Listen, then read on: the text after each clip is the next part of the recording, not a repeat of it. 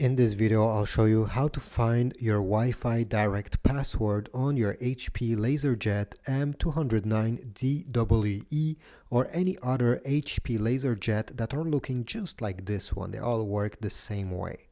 So the first thing we need to do is to go over here where the control panel is. By the way, make sure that you have some paper loaded inside of your printer. So here we have all the buttons that this printer has. To activate the Wi-Fi direct network, I will tell you how to do it. You just need to press this I button during 3 seconds, keep it pressed, and then press once at the same time this button with an arrow pointing down and the Wi-Fi button at the same time. So let me demonstrate. I'll press the I button 3 seconds, 1, 2, 3, release it, and then press once these two buttons, like this.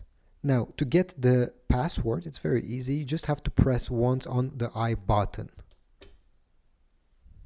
And a paper will get printed with the information.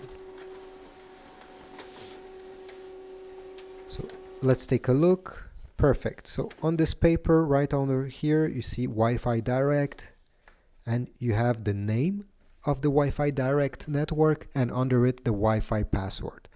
This is mine, yours will be obviously different.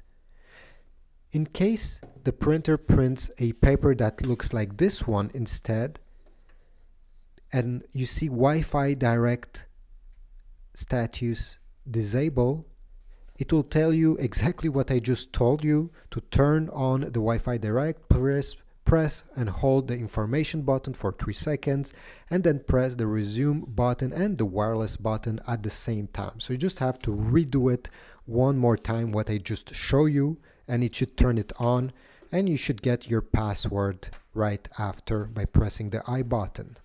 So thanks for watching. I hope this video was useful. If so, please leave a like, subscribe to my channel, check the links in the description if you want to get some ink for your HP LaserJet printer, and I'll see you in the next one.